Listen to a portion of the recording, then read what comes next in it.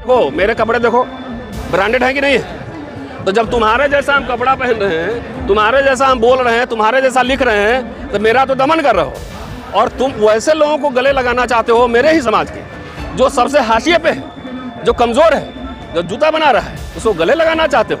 ये भेड़िया की चाल हम समझते हैं। बाबा साहब ये किताब पढ़ेंगे नहीं तो प्रतिमा और मूर्ति से कम पहचान लेते हैं कि बाबा साहब हैं, और कम से कम वो फिलॉसफी समझ पाते हैं कि बाबा साहब किस चीज़ के लिए संघर्ष किए थे। तो हम समाज को ये भी बताना चाहते हैं कि आपके योद्धा जो है ना, शिक्षा से, अंग्रेजी शिक्षा से, अंग्रेजी शिक्षा शेरनी का दूध है, जो अंग्रेजी पढ़ेगा वही हारेगा। तो ये समाज को तैयार होना जरूरी है। अपना अपना स्वार्थ, निजी स्वार्थ छोड़ो, लड़ो, और सबसे पहले शिक्षा के लिए लड़ो ना।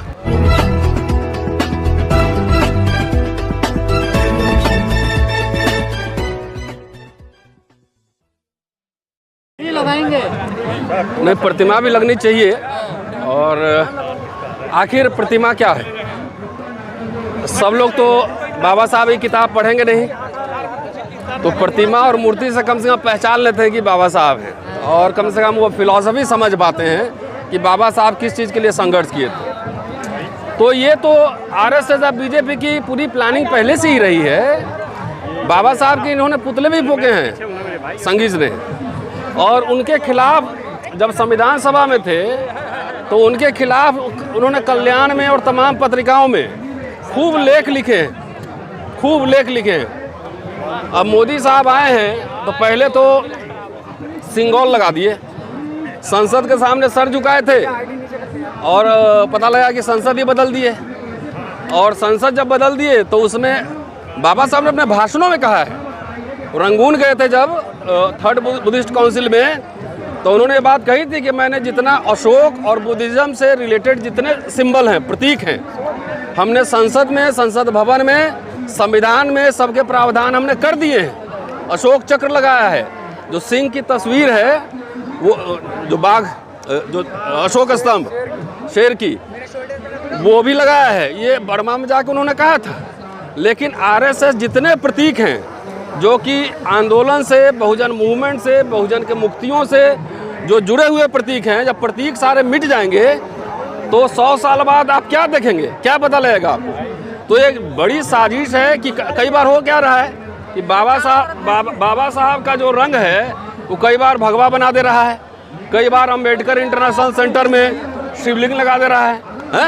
वो FIR है, दलितों की भावना नहीं है, लेकिन उसमें कोई एक्शन अब तक नहीं हुआ है, कोई एक्शन नहीं हुआ है, उसमें FIR दर्ज है। तो ये सरकार की मंशा हमें पता है, और प्रतीक की भी अपनी राजनीति होती है। ये क्यों भगवा पहन के घूमते हैं, क्यों हर जगह जो ना भगवा झंडा लहराते हैं? तो इनको तिरंगा के बीच अशोक चक्र है, वो 3 रंग नहीं है, 4 रंग है, उसमें 4 रंग है, एक ब्लू भी है बीच में। आरएसएस कभी ये तिरंगा को माना? भगवा झंडा फहराते हैं। तो ये गहरी साजिश है। अब तो मानने लगे। अरे अब तो वोट की ताकत है ना, वोट की ताकत है कि वोट लेना है तो कम से कम बोलेगा जरूर, लेकिन बाबा साहब के विचार पर रत्ती भर नहीं चलेगा। एक स्कूल खोला 10 साल में, बताओ, जवाहर नवोदय विद्यालय जैसे खुले, है ना, हाईली बढ़िया school, good quality education. RSS BJP ने एक स्कूल इंग्लिश मीडियम दलितों के लिए खोले? कहीं। सारे स्कूल बंद हो रहे हैं। तो ये असली लड़ाई, बाबा साहब ने पीपल्स एजुकेशन सोसाइटी बनाया था, उन्होंने कॉलेज खोले थे, सिद्धार्थ कॉलेज, मिलिंद कॉलेज खोले थे, स्कूल चलाया था, हॉस्टल खोले थे। तो हम समाज को ये भी बताना चाहते हैं कि आपके योद्धा जो है ना, शिक्षा से, अंग्रेजी शिक्षा से, अंग्रेजी शिक्षा शेरनी का दूध है, जो अंग्रेजी पढ़ेगा वही हारेगा। तो आपके समाज के साथ गहरी साजिश हो रही है। एक तरफ एजुकेशन बर्बाद है, नौकरी लिमिटेड है, क्लास 3, क्लास 4 के सारे प्राइवेटाइज्ड हो गए, ठेके पे हो गए, कॉन्ट्रैक्चुअल हो गए, कह रहे हैं कि भाई हम सामाजिक न्याय करेंगे। तो भेड़ जो है ना, भेड़िया जो है ना, भेड़ का खाल ओढ़ के अब आपके सामने आए तो उससे सावधान रहने की ज़रूरत है। प्रतीक भी नष्ट करेगा, आपके शिक्षा को बर्बाद कर चुका है। मैं विश्वविद्यालय में पढ़ाता हूँ, आज कोई आम बच्चा, हम लोग पढ़ते थे 600 रुपये में दिल्ली में रह के कॉलेज की पढ़ाई हमने की है, 600-700 रुपये महीने में, 400 रुपये साल का फीस लगता था। आज आप जाके देखिए फीस बढ़ाया जा रहा है। हायर एजुकेशन के लिए लोन यूनिवर्सिटी लोन पे चल रही है, लोन ले रहा है। एक बच्चा का रहने का खर्च दिल्ली में 15 से 20 हज़ार रुपये है। कोई दलित आदिवासी बच्चा, कितने ऐसे फैमिलीज हैं कि जो अपने बच्चों को दिल्ली विश्वविद्यालय में पढ़ा सकता है। अशोका यूनिवर्सिटी पढ़ाने का खर्चा 1 साल का 10 लाख रुपए है।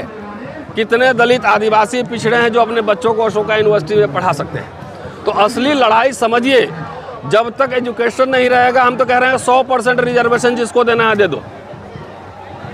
कुछ लोगों को बिजनेस करना चाहिए, व्यवसाय करना चाहिए, हायर एजुकेशन में जाना चाहिए, बढ़िया वकील बनना चाहिए, सीए बनना चाहिए।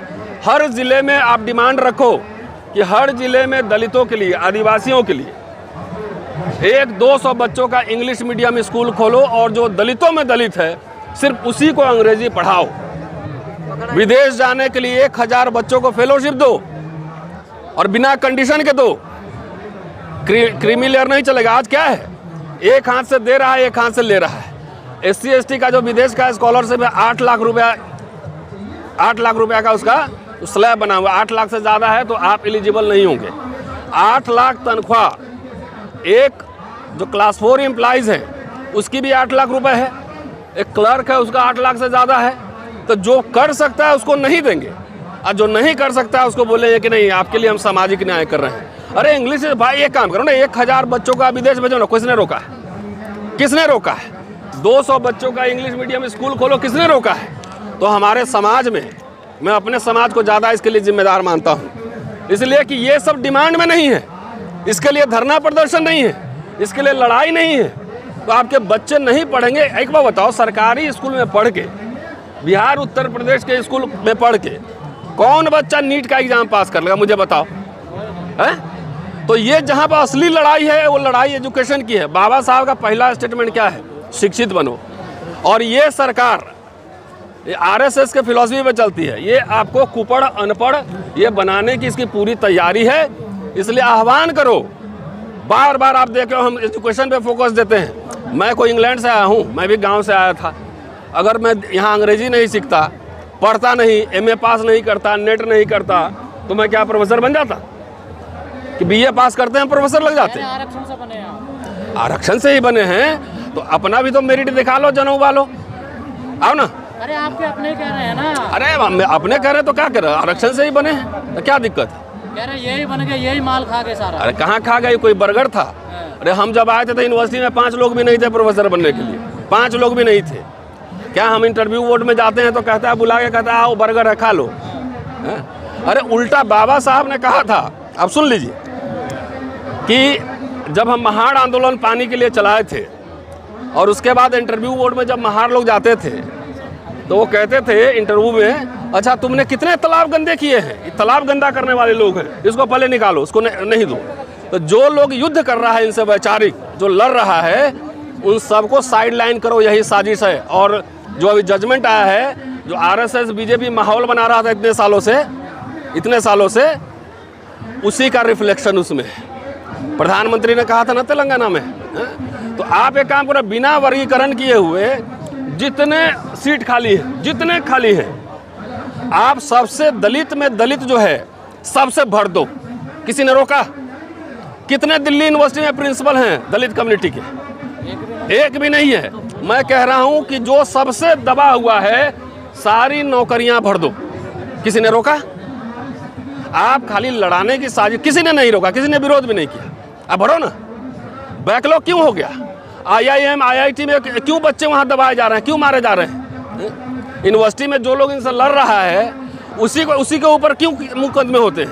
सर आप जैसे लोग तो फैसले का रोस्टर कर रहे हैं। नहीं, मैंने विरोध नहीं किया है, मैंने उसे बहस चलाई है। और आज हमने सुना है कि क्रीमी लेयर का, अभी पढ़ा नहीं है, मैं जंतर मंतर में हूँ, ये क्रीमी लेयर शायद हट गया है। क्रीम कैसे बन गया? दलित में हमारे साथ देखो, मेरे कपड़े देखो ब्रांडेड है कि नहीं है? तो जब तुम्हारे जैसा हम कपड़ा पहन रहे हैं, तुम्हारे जैसा हम बोल रहे हैं, तुम्हारे जैसा लिख रहे हैं, तो मेरा तो दमन कर रहे हो।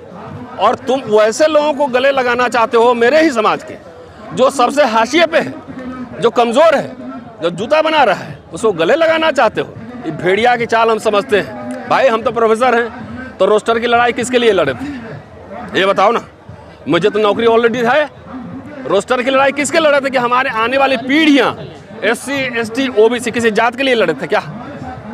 लाखों हजारों बच्चों को नौकरियां मिली कि नहीं उससे? एक जात के लिए लड़ा गया था कि जमात के लिए लड़ा गया था, SC ST OBC सबके लिए लड़ा गया था, और उसका लाभ सबको मिला कि नहीं मिला? मुझे तो नुकसान हुआ है, व्यक्तिगत रूप से मुझे नुकसान हुआ है, फाइनेंशियली भी हुआ है, मेरे करियर में भी नुकसान हुआ। और क्यों हुआ? क्योंकि हम समाज की लड़ाई लड़ रहे थे, व्यक्तिगत लड़ाई मेरी कोई नहीं है, कोई ज़मीन की लड़ाई नहीं है, समाज की लड़ाई लड़ रहे थे। आपने जो है नुकसान हमारा कर दिया कि समाज ये बात समझेगा कभी? कभी एक कप चाय भी पिलाएगा? 4-4 FIR झेल रहे हैं, विदेश जाने पे एक अनकही पाबंदी है, प्रमोशन रुका हुआ है, तो हम आपसे कहने जा रहे हैं कि आप मेरे लिए लड़ो, कि अपनी लड़ाई हम खुद लड़ रहे हैं। ये सब क्यों हो रहा है? क्योंकि सारे वंचित जमात, एक जाति की लड़ाई नहीं लड़ी जा रही है यहाँ पर, सारे वंचित जमात की लड़ाई लड़ी जा रही है। इसका भुगतान हम लोग व्यक्तिगत करते हैं, लड़ते हैं समाज के लिए, कीमत कैसे चुकाते हैं? व्यक्तिगत। तो ये समाज को तैयार होना जरूरी है, अपना अपना स्वार्थ, निजी स्वार्थ छोड़ो, लड़ो, और सबसे पहले शिक्षा के लिए लड़ो ना। हमारे बच्चे अगर स्टीवेंस कॉलेज में पढ़ेंगे, मॉडर्न स्कूल में पढ़ेंगे, तो तुम्हारे यहाँ नौकरी क्या करेगा यार? ऑक्सफोर्ड कैम्ब्रिज जाएगा, विदेश में पढ़ेगा, विदेश में नौकरी करेगा, और विदेश में जाके MP बनना है ना, प्राइम मिनिस्टर भी बन रहा है। तो हमारे बच्चे जाकर इंग्लैंड में क्यों नहीं सांसद बनेंगे, क्यों नहीं मिनिस्टर बनेंगे? सब निकलो यहाँ से, जाओ पढ़ो। तो एजुकेशन मार रहे हो, कह रहे हो देखो मलाई तुमको मैं दे रहा हूँ, तो पढ़ाई होगा नहीं, किसी भी जात का हो। एक स्कूल बीजेपी सरकार ने खोला होगा दलितों के लिए, ट्राइबल्स के लिए, एक स्कूल बताओ मुझे। स्कूल कॉलेज सब बर्बाद हो रहे हैं। अयोध्या में खुला तो हाँ, जाके वहाँ पे जो है ना, जो क्रीमी लेयर दलित है, जो रिटायर करेगा ना, तो वहाँ पे जाएगा तो उसको बोले जनेऊ दिया जाएगा, उसको अंग वस्त्र दिया जाएगा, उसको मुख्य पुजारी बनाया जाएगा। जो दलित क्रीमी लेयर हो गया ना, मुख्य पुजारी बनेगा।